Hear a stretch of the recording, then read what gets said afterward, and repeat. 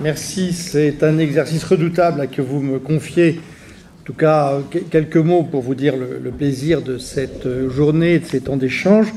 Nous avons, je crois, les uns et les autres, grappillé ou picoré quelques copeaux de bonheur, comme le disait mon collègue Daniel Barbier, à travers ces échanges. Un après-midi que j'ai trouvé, enfin plutôt une journée très riche, qui a participé au partage d'informations et de connaissances et qui nous a permis les uns et les autres peut-être de renforcer une mise à niveau sur les expériences, les réflexions que vous menez tout au long de l'année. Alors moi j'ai retenu quelques mots sur cette journée. Bien sûr, éducation, pédagogie, c'est une évidence. Projet, écosystème, contact facile sur les territoires ruraux, ça indique pour travailler les écosystèmes et développer les partenariats, nos territoires offrent ces opportunités. On me le dit dans d'autres domaines, en particulier en matière économique, lorsque les entreprises veulent s'installer, ils se disent mais c'est incroyable, ici on a rapidement tout le monde autour de la table et ça ce sont des atouts qu'il nous faut valoriser.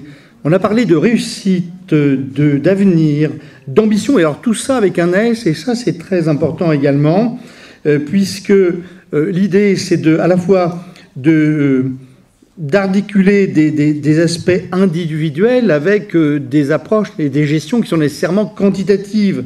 C'est prendre en compte le nombre, mais avoir une attention particulière sur les parcours individuels ou sur l'individualisation des parcours.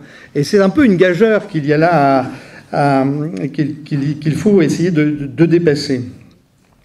Dire aussi que les propos ont été tenus, je ne sais plus par quel intervenant, mais qu'il fallait à la fois s'appuyer sur le territoire, et donc participer, et plutôt utiliser d'une certaine manière le territoire pour développer la pédagogie, construire les projets d'établissement, etc., mais que l'éducation, avait aussi un rôle important sur le développement des territoires, d'où l'idée de travailler dans le cadre de projets de territoire projets territoriaux dans lesquels l'éducation devait trouver leur place. Ce que j'ai noté aussi, vraiment, difficile de faire une synthèse quand même, c'est qu'on a un certain nombre de contraintes qui sont liées à la représentation que l'on a de la ruralité. Et de la ruralité entendue pas à la campagne, mais également avec les petites villes, les villes structurantes, les villes moyennes qui la composent et qui sont utiles et qui offrent un certain nombre de fonctions à l'ensemble de la population qui sont indispensables pour apporter les services nécessaires au maintien des populations et à l'accueil des populations sur nos territoires.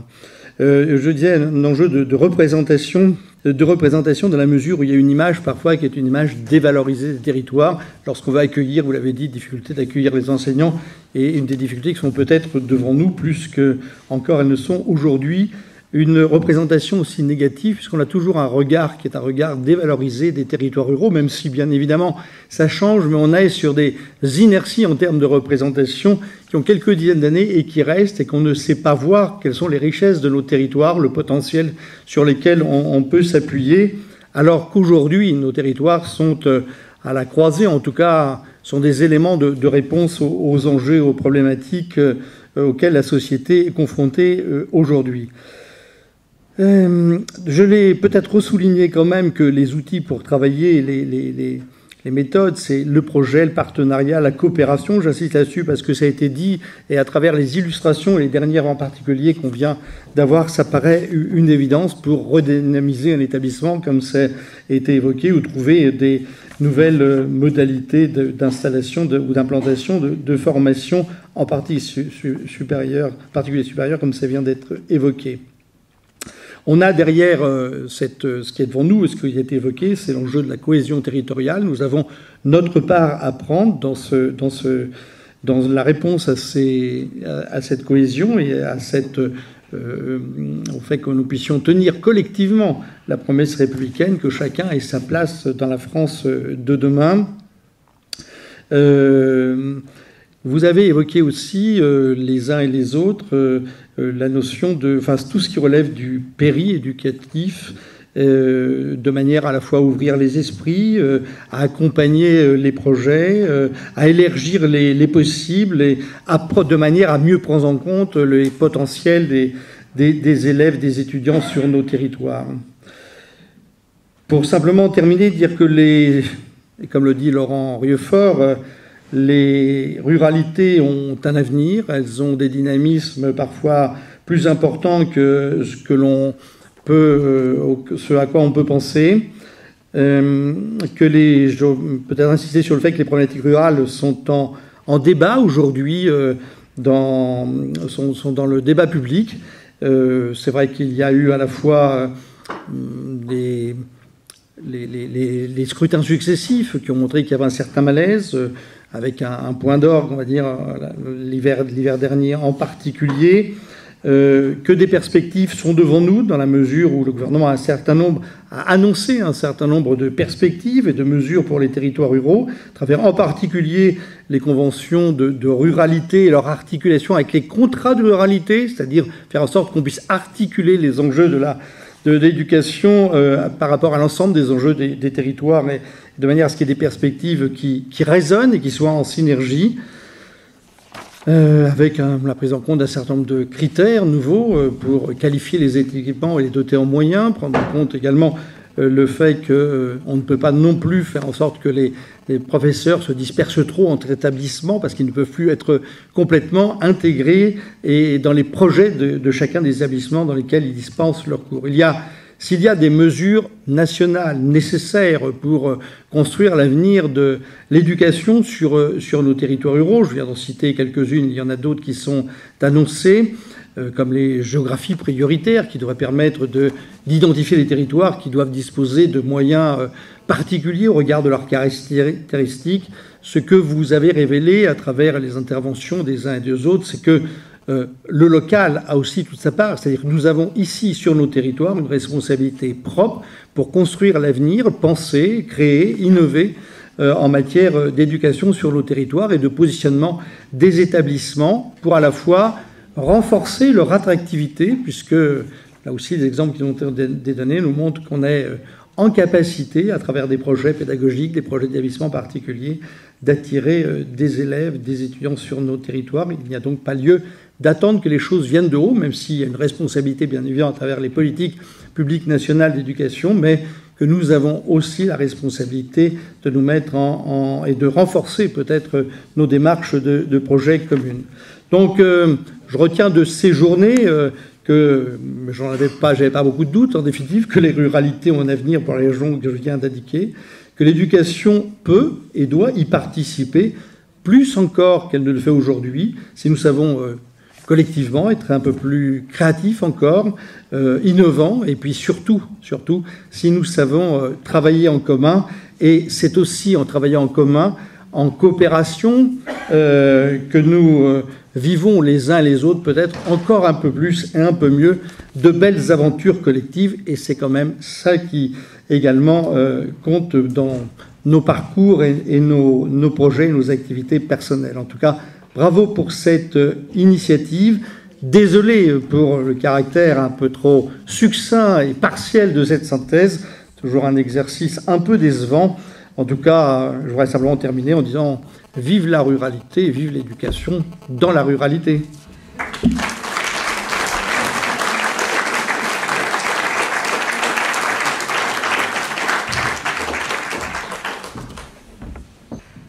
Je vous remercie, rassurez-vous, ce sera bref. Je vais commencer par vous remercier très chaleureusement, monsieur le sénateur, pour le brio avec lequel vous avez assumé votre fonction de grand témoin. Effectivement, c'était tout de dynamisme et vraiment, je crois qu'on vous en est toutes et tous extrêmement reconnaissants. Un grand merci plus généralement à l'ensemble des intervenants. On a, je crois, unanimement été ravis de la qualité et de la complémentarité des approches et de cette ambiance de partage, voilà, qui a régné aujourd'hui. Cette journée d'études, elle n'est évidemment qu'un point de départ, hein, on l'a dit, c'est un acte 1, ce qui veut bien dire qu'il y aura des suites pour aller plus loin, pour conduire un travail sur le plus long terme. Et à ce titre, je vous encourage vivement à rejoindre le groupe académique Ruralité, puisque nous avons besoin de toutes les bonnes volontés pour enrichir la réflexion.